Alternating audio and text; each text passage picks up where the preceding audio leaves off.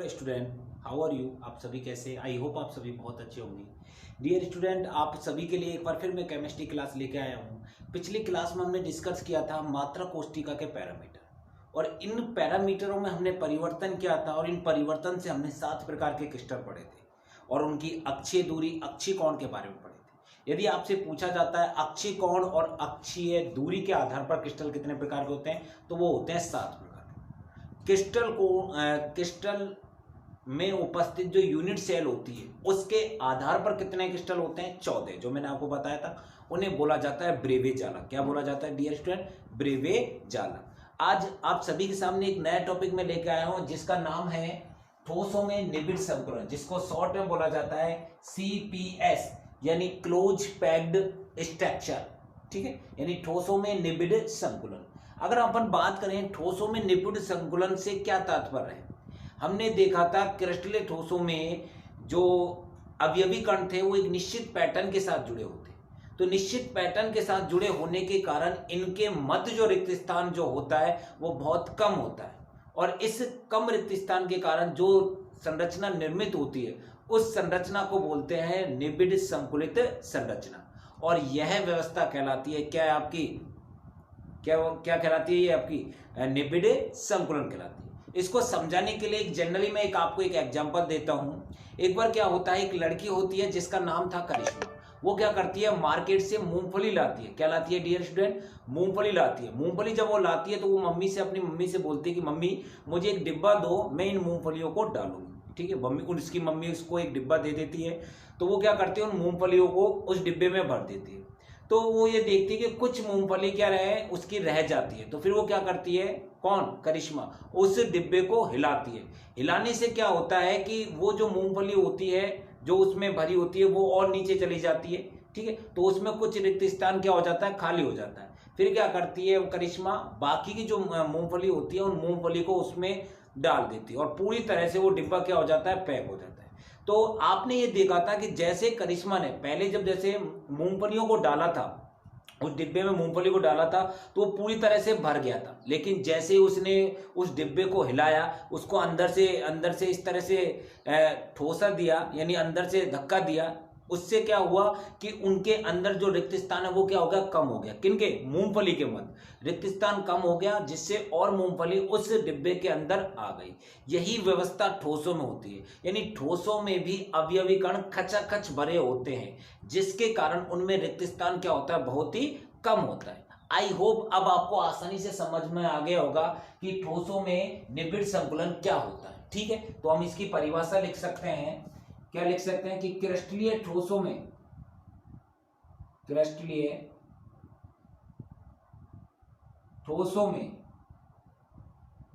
ठीक है, क्रिस्टलीय ठोसों में अवयवी कणों की व्यवस्था, अवयवी कणों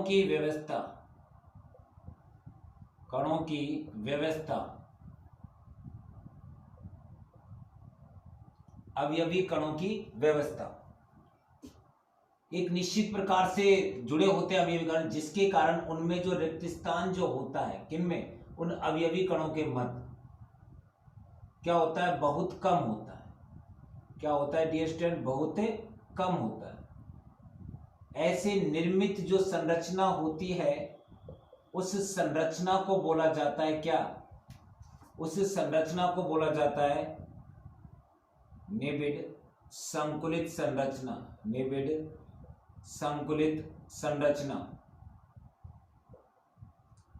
और इस व्यवस्था को अपन कहते हैं निबिड़ संकुलन। क्या कहते हैं डियर स्टूडेंट? निबिड़ संकुलन। ठीक है, क्या बोलेंगे इसको अपन? निबिड़ संकुलन। यानी मेरे कहने का मतलब यह है कि क्रिस्टलीय ठोसों में अवयवी कणों के मध्य रिक्त स्थान बहुत कम होता है। इनसे निर्मित जो संरचना होती है उस संरचना को बोला जाता है निबिड़ संकुलित संरचना। क्या बोला जाता है? निबिड़ संकुलित संरचना, और इस व्यवस्था को बोलते हैं अपन निबिड़ संकुलन। क्या बोलते हैं इसको अपन? निबिड़ संकुलन। क्या बोलते हैं हम इसको अपन? निबिड़ संकुलन। अब ठोसों में जो निबिड़ संकुलन होता है वो कितने प्रकार का होता है? 3 प्रकार का होता है। कितने प्रकार का होता है? 3 प्रकार का होता है। कौन कौन सा देखते हैं अपन इसमें। कौन कौन से प्रकार का होता है?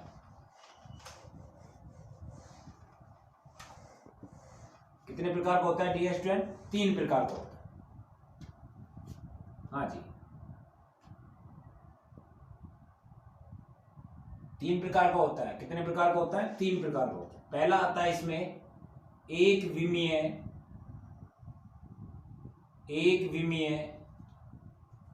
निबिड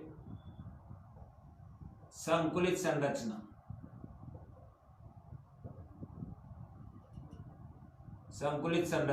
निबिड संकुलित संरचना, इसको मैं शॉर्ट में बोल सकता हूं 1D। 1D का मतलब होता है वन डायमेंशनल, यानी इसमें जो अवयवी कण होंगे वो एक दिशा में व्यवस्थित होंगे, एक दिशा में एक्स अक्ष पर क्या होंगे वो व्यवस्थित, एक सरल रेखा में होंगे। ठीक है, हम बात करते हैं दूसरा प्रकार है इसका, वो है द्विविमीय निबिड संकुलित संरचना। द्विविमीय निबिड संकुलित संरचना, इसको अपन बोलते हैं 2D। क्या बोलते हैं डियर स्टूडेंट? 2D, यानी 2 डायमेंशनल।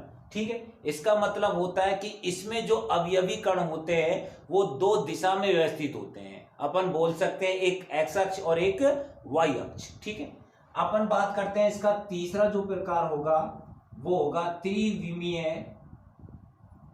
निबिड संकुलित संरचना। त्रिविमीय निबिड संकुलित संरचना।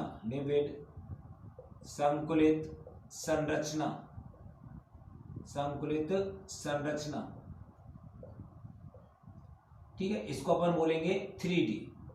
क्या बोलेंगे? 3D, यानी इसमें अवयवी जो कण है वो 3 अक्षों पर व्यवस्थित होंगे, यानी इसकी 3 दिशा होगी।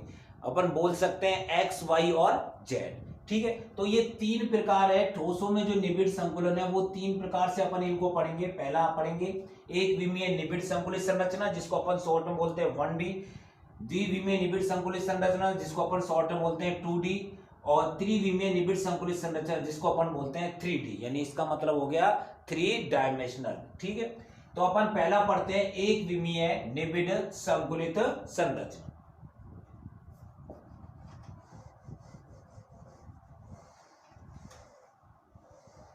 देखिए स्टूडेंट, अपन को इसके नाम से पता चल रहा है कि एक विमीय निबिड संकुलित संरचना, यानी इसमें जो अवयवी कण व्यवस्थित होंगे वो एक दिशा में व्यवस्थित होंगे।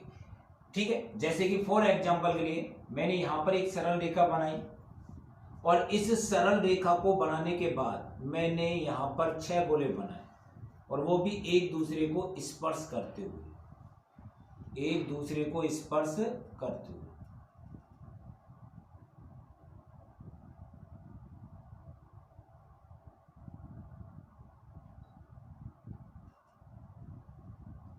ठीक है, इस तरह से मैंने यहां पर ये बना दिया। ठीक है, सरल रेखा पर मैंने क्या बना दिए? 6 गोले बना दिए। यानी एक विमीय निबिड़ संकुलित संरचना में क्या होता है कि इस व्यवस्था में जो गोले होते हैं, ये जो गोले या पर इनको बोल सकते हैं अवयवी कण, एक दूसरे को स्पर्श करते हुए व्यवस्थित होते हैं। एक दूसरे को क्या करते हैं? स्पर्श करते हैं और व्यवस्थित होते हैं। अर्थात मैं ये बोल सकता हूं कि एक कण या एक गोला 2 निकटवर्ती गोलों को घेरे रखता है, यानी घिरा होता है। यानी एक गोला क्या होता है? 2 निकटवर्ती गोलों से घिरा होता है या 2 निकटवर्ती गोलों को स्पर्श करता है। ऐसी संरचना को अपन बोलते हैं एक विमीय निबिड़ संकुलित संरचना। तो आप इसमें देखोगे जैसे कि ये गोला है, ठीक है, तो ये इस गोले को स्पर्श कर रहा है और इस गोले को, तो कितने गोले हो गए? 2। अगर मैं इसको मानूं तो ये इसको स्पर्श कर रहा है और एक इसको स्पर्श कर रहा है, यानी प्रत्येक गोला क्या कर रहा है? 2 गोलों को क्या कर रहा है? स्पर्श कर रहा है। ऐसी जो व्यवस्था होती है उसे अपन बोलते हैं एक विमीय निबिड़ संकुलन, और ऐसी संरचना जो होती है उसे अपन बोलते हैं एक विमीय निबिड़ संकुलित संरचना। ठीक है, ये तो बात हो गई इसमें। अगर इसमें पूछी जाती है आपके एग्जाम में उपसह संयोजन संख्या, उपसह संयोजन संख्या क्या पूछी जाती है डियर स्टूडेंट? उपसह संयोजन संख्या। अगर अपन बात करें उपसह संयोजन संख्या किसे बोलेंगे अपन, तो बिल्कुल सिंपल है। किसी संकुलन में एक कण या गोला जितने गोलों को स्पर्श करता है या जितने गोलों से घिरा रहता है उसे अपन बोलते हैं उसकी उपसहसंयोजन संख्या, या अपन उसे बोल सकते हैं इंग्लिश में कोऑर्डिनेशन नंबर। ठीक है, तो ये उपसहसंयोजन संख्या हो गई। ठीक है, यदि आपको इसमें पूछे एक विमीय निबिड़ संकुलित संरचना में उपसहसंयोजन संख्या कितनी होगी, तो अपन देखते हैं एक कितना स्पर्श करा, एक और दो, तो प्रत्येक गोले को कितने स्पर्श घिरा हुआ है, दो, तो अपन बोल सकते हैं इसका कोऑर्डिनेशन नंबर कितना हो जाएगा, दो। कितना हो जाएगा, दो हो जाएगा, यानी उपसहसंयोजन संख्या कितनी हो जाएगी, दो हो जाएगी। किसकी, एक विमीय निबिड़ संकुलित संरचना। ठीक है, तो लिख सकते हैं इसके बारे में अपन, क्या लिख सकता हूं, एक विमीय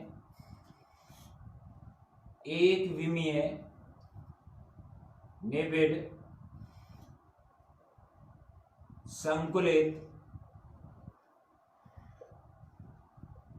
संरचना में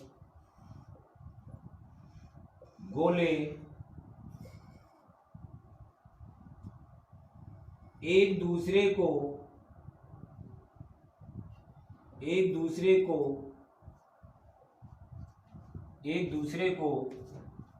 स्पर्श करते हुए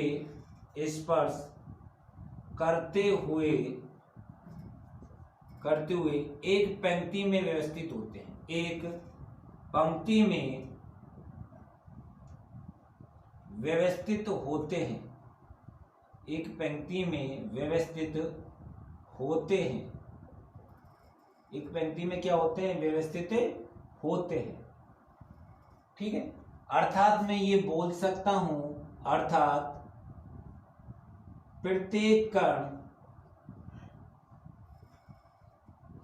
या गोला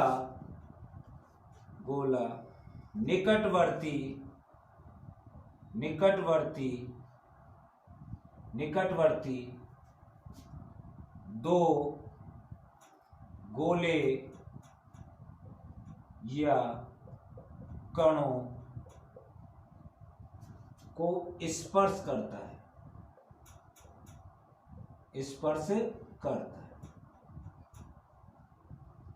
ठीक है, उसे अपन क्या बोलेंगे, एक विमीय निबिड़ संकुलित संरचना। मेरे कहने का मतलब है, इसलिए इसकी जो कोऑर्डिनेशन संख्या वो कितनी होती है, दो होती है। ठीक है, अगर अपन बात करें उपसहसंयोजन की संख्या की, आपको परिभाषा पूछ ली जाए तो क्या लिख सकते हो इसमें, डियर स्टूडेंट, इसकी परिभाषा और नोट करवाता हूं मैं आपको। किसी संकुलन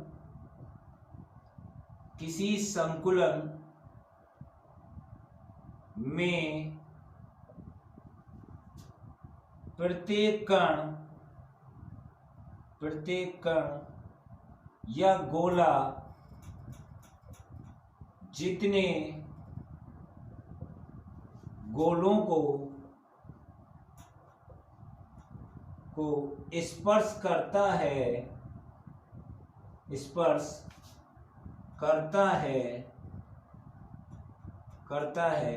वह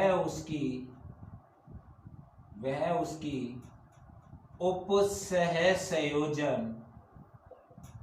उपसहसंयोजन संख्या कहलाती है, उपसहसंयोजन संख्या कहलाती है।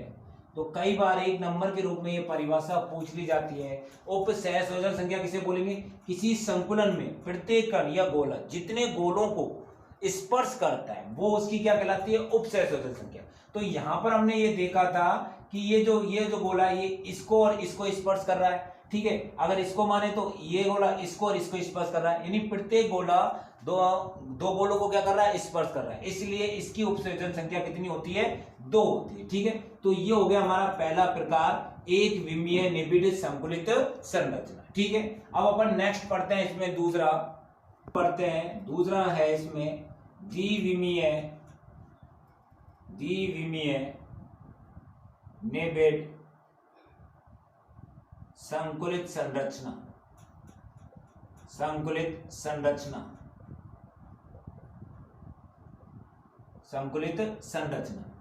द्विविमीय निबिड़ संकुलित संरचना जो है ये दो प्रकार होते हैं। इसके कितने प्रकार होते हैं डियर स्टूडेंट, दो प्रकार होते हैं। नंबर 1 पहला होता है ये वर्ग निबिड संकुलित संरचना, वर्ग निबिड संकुलित संरचना।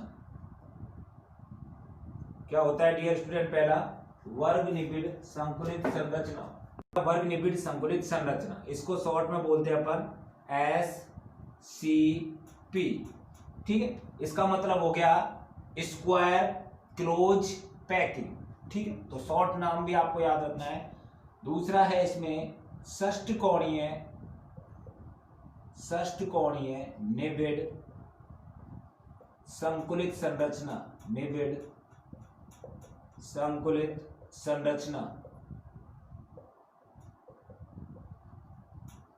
ठीक है, संकुलित संरचना, तो इसको शॉर्ट में बोलते हैं HCP यानी हेक्सागोनल क्लोज पैकिंग। ठीक है, तो ये दो प्रकार हैं इसके। तो इसमें पहला प्रकार अपन पढ़ते हैं वर्ग निबिड़ संकुलित संरचना।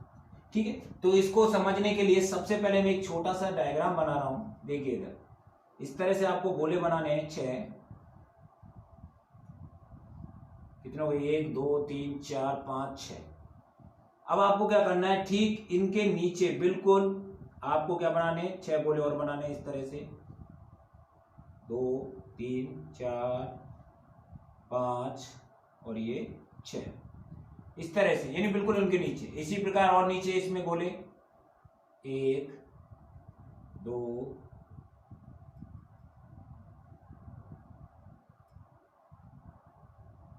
3 4 5 और 6। इसी प्रकार और 1 2 3 4 5 और 6। ठीक है, यानी एक दूसरे को ये करने, कैच करने चाहिए, स्पर्श करने चाहिए। ठीक, यहां पर यानी इस वर्ग निबिड़ संकुलित संरचना में क्या होता है कि द्वितीय पंक्ति, जैसे कि ये पहली पंक्ति हो गई, इसको मैंने रिप्रेजेंट किया इस ए से, तो प्रथम जो द्वितीय पंक्ति होती है वो प्रथम पंक्ति के साथ इस प्रकार संपर्क में होती है कि प्रथम द्वितीय पंक्ति का जो गोला होता है वो प्रथम पंक्ति के गोले के ठीक ऊपर स्थित होना चाहिए। ठीक है, तो उस प्रकार की जो व्यवस्था होती है उसे अपन बोलते हैं वर्ग निबिड़ संकुलित संरचना। कैसे? अब आप देख लो, ये तो हो गई दूसरी पंक्ति। दूसरी पंक्ति का जो गोला है ये पहले पंक्ति के गोले के ऊपर है। ठीक है, तो ऐसी स्थिति अगर होती है, ऐसी व्यवस्था होती है, तो उस संरचना को अपन बोलते हैं SCP यानी स्क्वायर क्लोज पैकिंग। अब आप देखोगे इनके जो केंद्र हैं, इन केंद्र को आप आसानी से मिला सकते हो, यानी इनमें एक ही पैटर्न है। इसको भी, ये भी ए होगा, ये भी ए होगा और ये भी क्या होगा, ए होगा। ठीक है, और अगर अपन बात करें वर्ग निबिड़ संकुलित संरचना में प्रत्येक गोला अन्य 4 गोलों से घिरा होता है। ये 4 गोलों को स्पर्श करता है। कैसे? देखिए, जैसे मैंने ये लिया, ये गोला हो गया, तो ये कितने को स्पर्श कर रहा है? 1 2 3 4। प्रत्येक गोलों के केंद्र में मैंने जैसे ये पॉइंट लगा दिया इस तरह से। ठीक है, अब इनके केंद्र को मिला दीजिए इस तरह से, ये मिला दिया मैंने, ये मिला दीजिए, ये इस तरह से, ये इस तरह से। तो यहां पर कैसी संरचना बन गई? वर्ग संरचना बन गई। कैसी बन गई? वर्ग संरचना। और प्रत्येक गोले को कितने को स्पर्श कर रहा है? 4 को। अर्थात मैं ये बोल सकता हूं कि इसमें उपसहसंयोजन संख्या कितनी होगी डियर स्टूडेंट? 4 होगी। कितनी होगी? 4 होगी। किसमें? SCP में। सर क्यों? क्योंकि आप ये देख रहे हो जो प्रत्येक गोला है वो 4 गोलों को क्या कर रहा है? स्पर्श कर रहा है, इसलिए इसकी उपसंयोजन संख्या कितनी हो जाएगी? 4 हो जाएगी। ठीक है, एक क्वेश्चन इसमें पूछा जाता है, वो है इसमें संकुलन क्षमता। डायरेक्ट पूछा जाता है, आपको निकालना भी बताएंगे। ठीक है, तो संकुलन क्षमता अभी आपको याद रख लेनी है, ये होती है 52.4%। कितनी होती है डियर स्टूडेंट? 52.4%। और इस प्रकार की जो व्यवस्था होती है, तो आप देख रहे हो ए, यानी इसे एक नाम और दिया जाता है ए संकुलन, यानी इसे अपन क्या बोलेंगे? ए संकुलन भी कहते हैं। तो ये 3 चीजें आपको इसमें याद रखनी है वर्ग निबिड़ संकुलित संरचना। यानी आपसे पूछा जाए वर्ग निबिड़ संकुलित संरचना क्या होती है, तो आप क्या लिखोगे इसमें कि ऐसी वर्ग निबिड़ संकुलित संरचना जिसमें द्वितीय पंक्ति का प्रत्येक गोला, द्वितीय पंक्ति का प्रत्येक गोला प्रथम पंक्ति के प्रत्येक गोले के ठीक ऊपर स्थित होगा। किसके ठीक ऊपर स्थित होगा? अर्थात मेरे कहने का मतलब है कि इसमें एक कण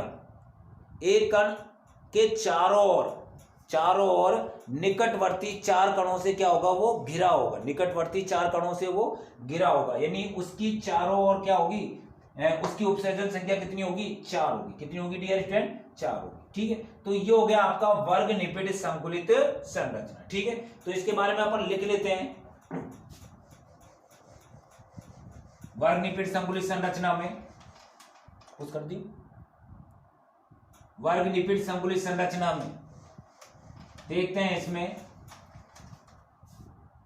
वर्ग का मतलब है वर्ग निबिड़ संकुलित संरचना में आपने क्या पढ़ा कि इसमें द्वितीय पंक्ति को प्रथम पंक्ति के संपर्क में इस प्रकार रखा जाता है कि द्वितीय पंक्ति के गोले प्रथम पंक्ति के ठीक ऊपर स्थित हो। अर्थात इस व्यवस्था में एक जो गोला होता है उसके चारों ओर 4 निकटवर्ती गोले होते हैं, 4 निकटवर्ती गोले होते हैं, इसलिए इसे क्या बोला जाता है? वर्ग निबिड़ संकुलित संरचना, या इसे अपन बोलते हैं वर्ग निबिड़ संकुलित संरचना। ठीक है, इस व्यवस्था को अपन ए संकुलन भी कहते हैं। क्या कहते हैं इसको? ए संकुलन भी कहते हैं। तो ये बात हो गया आपकी वर्ग निबिड़ संकुलित संरचना। ठीक है, ठीक है, अब अपन पढ़ते हैं नेक्स्ट। इसमें षष्ठकोणीय निबिड़ संकुलित संरचना।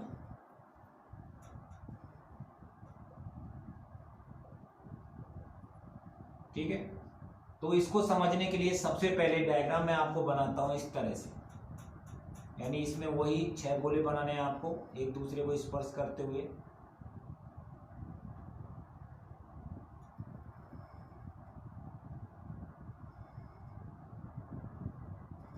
अब क्या करना है? ये जो खालिस्तान है यहां पर आपको बनाने, पहले एक इस तरह से ही हो गया, फिर इस गोले के नीचे, इस गोले के नीचे, इस गोले के नीचे, इस गोले के नीचे स्पर्श करते हुए,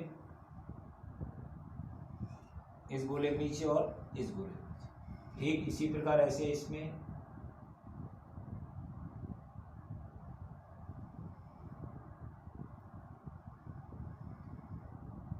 ठीक है, ऐसे यहां पर हो गया, फिर इस गोले के नीचे, इस गोले के नीचे, इस तरह से।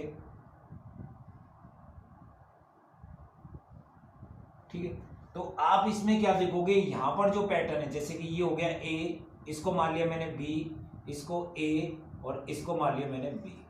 ठीक है, ऐसा क्यों किया मैंने? देखिए जरा, आप देख रहे हो यहां पर ये जो पैटर्न है, ये पैटर्न है यहां पर, ये जो पैटर्न है ए, तो इसका जो केंद्र है और इसका और केंद्र दोनों क्या मिल रहे हैं? एक मिल रहे हैं, इसलिए क्या हो गया ए। ये जो केंद्र है बी वाला और ये बी वाला, ये भी मिल रहे हैं, तो ये दोनों पैटर्न क्या हो गए? अलग अलग हो गए। दोनों पैटर्न क्या हो गए? अलग अलग हो गए। और इससे पहले जो अपन ने देखा था वर्ग निबिड़ संकुलित संरचना में, तो उसमें चारों केंद्र एक ही पॉइंट से मिल रहे थे। ठीक है, तो यहाँ पर ए और बी, ये अलग अलग पैटर्न है, ए अलग है, बी पैटर्न अलग है, फिर ए अलग है, फिर बी अलग है, तो ए को इस तरह से मिला दिया। अब इसमें अपन देखते हैं कि ये जो प्रत्येक जो कण होता है वो अन्य 6 कणों से घिरा होता है, जैसे कि 1 2 3 4 5 और 6, यानी कितने कणों से घिरा होता है? ये 6 कणों से घिरा होता है। कितना डियर स्टूडेंट? 6 कणों से, 1 2 3 4 5 6। ठीक है, अब इनको आप मिला दीजिए, इनके केंद्र को इस तरह से, तो आपको यहां पर मिलेगी क्या? षष्ठकोणीय संरचना। क्या मिलेगी डियर स्टूडेंट? षष्ठकोणीय संरचना, षष्ठकोणीय संरचना। ठीक है, और इसकी उपसर्जन संख्या कितनी होगी? कितने कण है इसमें? उपसह संयोजन संख्या कितनी होगी इसकी? 6 होगी। क्यों होगी 6? क्योंकि आप देखोगे यहां पर ये प्रत्येक कण कितने कणों से घिरा हुआ है? 6 कणों से। इसकी संकुलन क्षमता कितनी होती है? जो आपको डायरेक्ट याद करना है, फिर निकालना आपको बताएंगे। संकुलन क्षमता होती है इसकी 7.4%। ठीक है, ये इसकी संकुलन क्षमता होती है। हमेशा ध्यान रखना, षटकोणीय निबिड़ संकुलित संरचना में होता क्या है कि इसमें द्वितीय पंक्तियों को प्रथम पंक्ति के संपर्क में इस प्रकार रखा जाता है कि द्वितीय पंक्ति के प्रत्येक गोले प्रथम पंक्ति के गोलों के अवनमनों में, किसमें? अवनमनों में ठीक प्रकार से स्थित हो जाए। अब बात आती है सर अवनमनों का मतलब क्या होता है? ये जो रिक्त स्थान है ये, इनको अपन क्या बोलेंगे? अवनमनों। क्या बोलेंगे इनको? अवनमनों। ठीक है, तो इसको मैं लिखूंगा अभी स्टूडेंट, ये आपको मैंने बता दिया। तो अब इसकी अपन परिभाषा इसकी ये हो जाएगी कि इस प्रकार का निबिड़ संकुलन में कणों की द्वितीय पंक्ति को, ये नहीं जो द्वितीय पंक्ति है ये वाली, ठीक है, द्वितीय पंक्ति के गोलों को प्रथम पंक्ति के गोलों के, यानी मैंने आपको यह बताया, संपर्क में इस प्रकार व्यवस्थित किया जाता है। यानी ये जो पंक्ति है इसको प्रथम पंक्ति के साथ इस प्रकार व्यवस्थित किया जाता है कि द्वितीय पंक्ति के गोले प्रथम पंक्ति के गोलों के, ये जो गोले हैं इन गोलों के अवनमनों का मतलब होता है ये जो रिक्त स्थान है, ठीक है, अवनमनों में ठीक प्रकार से आ जाए। अर्थात इस व्यवस्था में प्रत्येक जो गोला होता है वो अन्य 6 निकटवर्ती गोलों से घिरा होता है। उसे अपन बोलते हैं षष्ठकोणीय निबिड़ संकुलित संरचना। ठीक है, इसे एक नाम और दिया गया है ए बी संकुलन क्षमता। ठीक है, अर्थात ये जो आपका संकुलन है इसे ए बी संकुलित संरचना भी बोला जा सकता है या संकुलन भी बोला जा सकता है। तो डियर स्टूडेंट, आज हमने पढ़ा है ठोसों में निबिड़ संकुलन किस प्रकार होता है और उसके 2 प्रकार हमने पढ़ लिए हैं, एक विमीय और द्विविमीय। नेक्स्ट क्लास में हम पढ़ेंगे त्रिविमीय निबिड़ संकुलन। क्या पढ़ेंगे? त्रिविमीय निबिड़ संकुलन। और आपको करना क्या है, ये वीडियो कैसा लगा आपको नीचे कमेंट बॉक्स में लिखना है और ज्यादा से ज्यादा इस वीडियो को शेयर करना है। ठीक है, फिर मिलते हैं नई क्लास में एक नई वीडियो के साथ।